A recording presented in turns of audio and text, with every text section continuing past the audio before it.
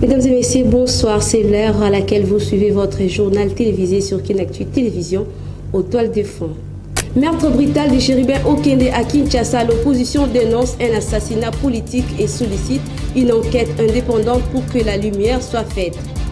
Pour lutter efficacement contre l'insécurité à Kinshasa, les chauffeurs des taxis devront afficher leurs photos sur leurs véhicules, des mesures qui seront communiquées très prochainement par le ministre de l'Intérieur, Peter Kazadi. Prenons cette nouvelle en bref. Le député national et opposant Chérubin Okende a été retrouvé mort ce jeudi 13 juillet à Kinshasa. Son corps a été retrouvé dans sa Jeep sur l'avenue de Poids-Lourd et acheminé à la morgue de l'hôpital du Cinquantenaire. Par ailleurs, les nouvelles sur son enlèvement ont circulé depuis la veille dans la soirée. Il serait enlevé devant la Cour constitutionnelle. Restons toujours dans les chapitres concernant l'assassinat de l'acteur politique Chérubin Okende. Les élus nationaux de l'opposition condamnent avec la dernière énergie cet acte tragique et demandent au peuple congolais de prendre bonne note. Suivez leur réaction à travers cet extrait choisi par Patrick John Mukengeshaï. Biso ba député opposition tozali na mawa makasi tokutani awa na morgue Cinquantenaire na sangwa liwa epesi biso pasi na motema.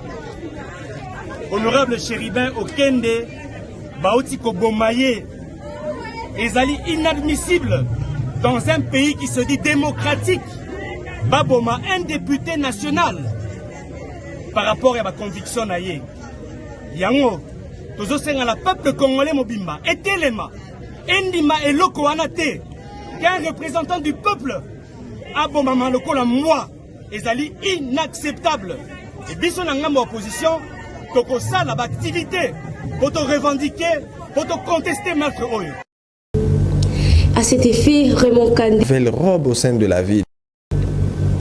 D'un dossier à un autre, une plainte a été déposée au bureau du procureur général près la Cour de cassation contre quelques évêques catholiques. Il s'agit d'André-Joseph Ambongo, Fulgence Mouteba, Blaise Kanda et Donatien Cholet. Le groupe Nzoï a tenté cette action en justice pour des raisons de l'implication de ces évêques dans les affaires de l'État avec des propos qui touchent à la personnalité du chef de l'État. Patrick John Mukengeshaï pour les détails.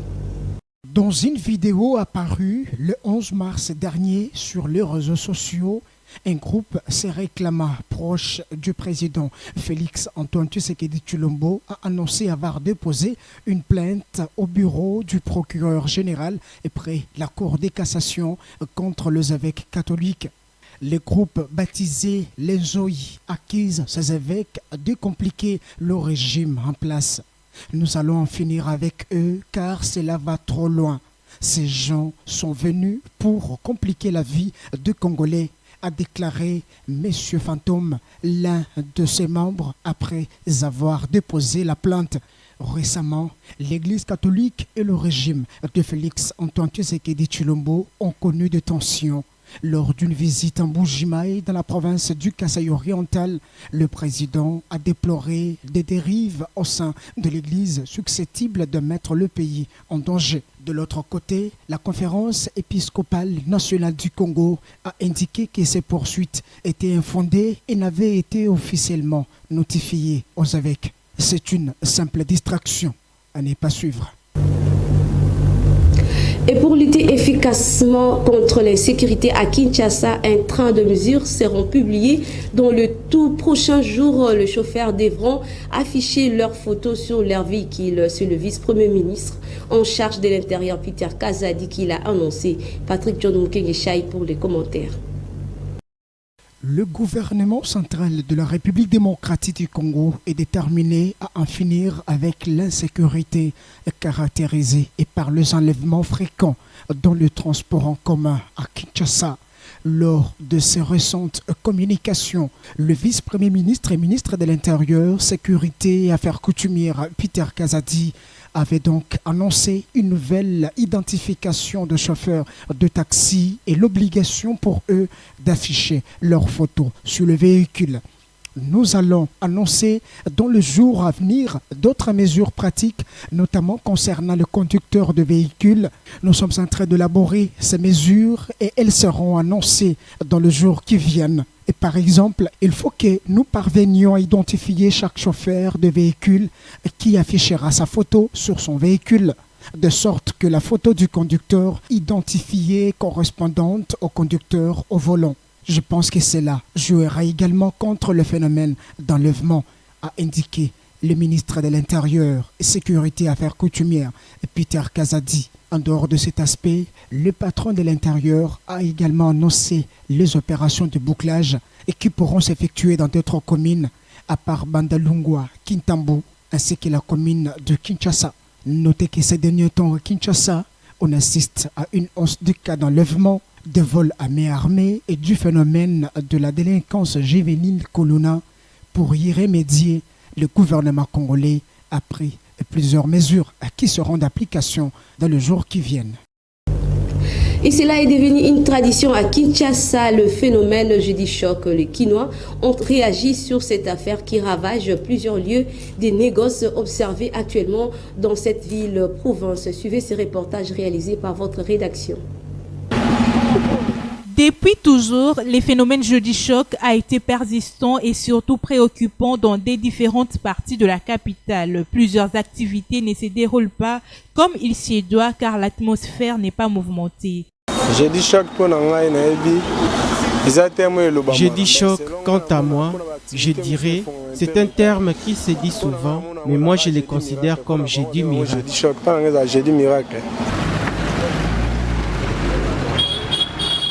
À cet fait, plusieurs conducteurs des véhicules manquent le courage de travailler comme les autres jours car la motivation n'est pas la même. Pour eux, c'est un jeudi choc. Toutes les activités se lancent en retard. Mais à un temps, vers les après-midi, les activités deviennent normales. Mais étant un chauffeur, il n'est difficile de manquer au moins un client le jeudi. Les activités de beaucoup de chauffeurs s'élancent vers la fin de la journée. Rajoutons que jeudi choc n'est pas seulement un phénomène expérimenté par les agents chargés de la conduite, mais aussi dans beaucoup d'autres domaines tels que les commerces et autres. Le marché pirate se multiplie sur les axes principaux de la ville-province de Kinshasa, défavorisant ainsi la circulation routière qui occasionne des embouteillages. Regardez. Le marché pirate à Kinshasa ne font que se multiplier et naître comme des champignons sous l'œil impuissant de l'État congolais. Né de la volonté des individus et non de l'autorité provinciale, l'existence des marchés pirates met en danger la vie des vendeurs qui exercent leurs activités pour ne chercher que le pain quotidien. Les marchés pirates, en tout cas, les marchés pirates ne sont pas une bonne chose. Que le gouvernement puisse mettre des mesures pour lutter contre cela. Car le pays est maintenant dans un état de l'insalubrité incroyable. À l'époque de Kinlabel, la ville n'était pas comme ça. La ville était propre, on avait des visites des étrangers. Depuis que vous avez fermé les marchés centrales pour les travaux, quand est-ce que cela finira? Il faut que toutes ces personnes et les vendeurs puissent quitter les rues de la capitale. Parce que ça ne va pas. Certaines personnes pensent que cette responsabilité revient à l'État et surtout au gouverneur de la ville de Kinshasa, Jean-Tini Ngobila, de réhabiliter au plus vite que possible le marché central pour que ces lieux de négoce ne puissent plus exister.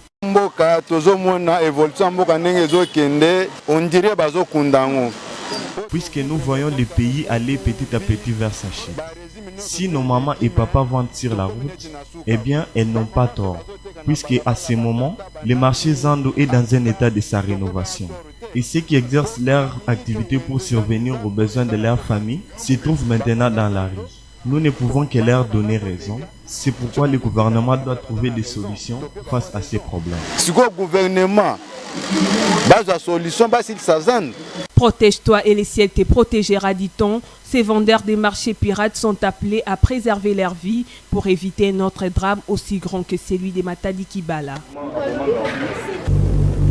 En sport, suivant cette brève sur Afrocan, l'équipe nationale de la RDC Basketball l'a apporté sur l'équipe nigériane ce jeudi 13 juillet en Angola d'un score comptant sur 74 à 42. Par contre, le demi-finale se jouera demain entre la RDC et l'équipe marocaine.